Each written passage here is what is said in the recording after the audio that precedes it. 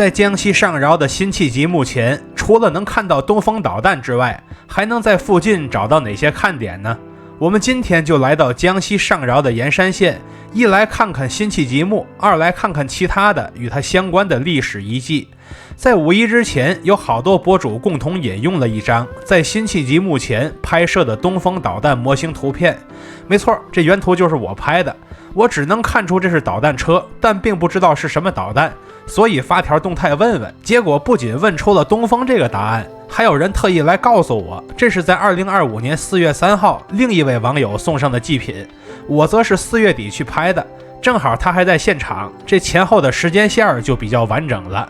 因为辛弃疾在中国历史中的地位是非常重要的，所以这里虽然只剩下了一座封土，但它仍然是江西省级文保单位，也是我上饶之旅的目的地之一。这一次我是接到了上饶辛弃疾动画项目组的邀请，所以来上饶商议大事，正好来看看辛弃疾墓，也希望能在影院里早日见到他们的作品。大家好，我是徐工，这次一定点关注，下次旅行不迷路啊！我背后就是辛弃疾墓了。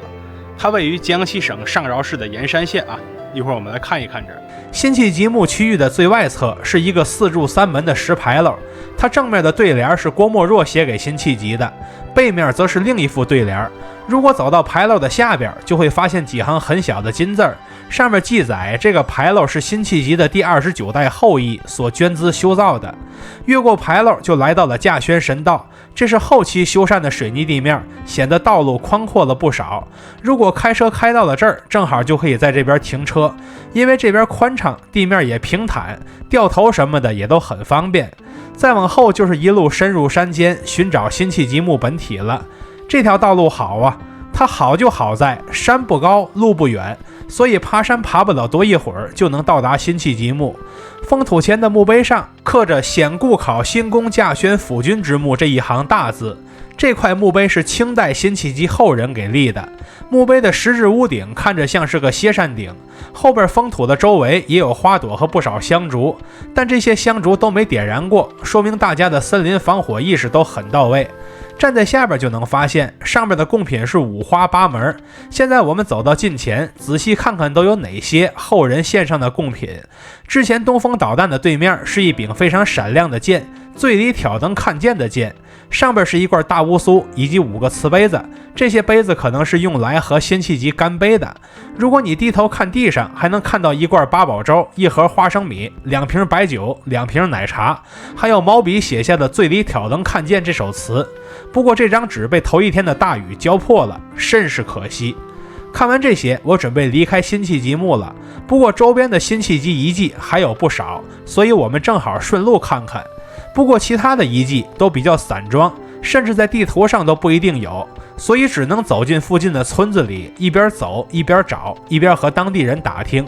原则上则是先易后难，先找好找的看点。那不妨就从朴泉开始。朴泉这个地方很好找的，它的大牌子就在马路边上。如果你从这条公路自驾过来，那么你一眼就能看到它。在这个位置往山里走2步，就能找到朴泉本体了。因为这泉水的造型像瓢，所以辛弃疾将它命名为朴泉。正因为有这个过程，所以这样的2汪小水池子已经是挂了牌的县级文保单位了。当初辛弃疾所建造的宅子就在朴泉的附近，他在朴泉附近的住所名叫七思补住，而他有一首词就叫做沁园春再到七思补住，其中便有青山意气峥嵘，似为我归来妩媚生之句。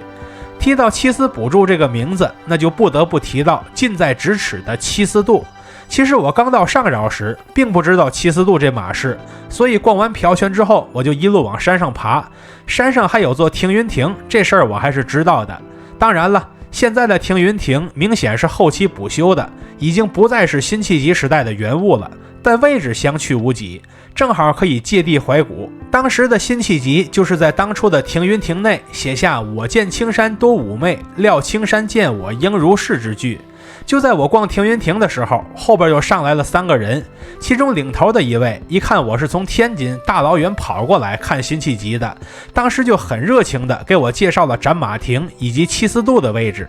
他的同行人告诉我，原来这是当地的异乡之长，在此也很感激他的帮助。这两个地方中，斩马亭相对来说要近一些。在南宋淳熙年间，另一位爱国词人陈亮来到此处拜访辛弃疾，两个人在此处纵谈国事，越谈越激动，最后俩人把骑过来的马都给斩了，以示决心。在两人分别之后，辛弃疾便写下了男儿到死心如铁，看世手，补天裂这几句词。后人为纪念这次见面会，便将七司村头的桥命名为斩马桥。在斩马桥消失之后，人们又复建了这座斩马亭，来纪念这次史诗级会面。我们在地图上是找不到斩马亭的，如果你要去找，记得从朴泉出发，沿着汪坞线往北开车，越过一个完整的村庄，差不多也就快到了。它和朴泉在马路的同一侧，而乡长刚提到的七司渡则在附近的另一条公路上，它距离朴泉并不远，渡指的肯定是河畔渡口。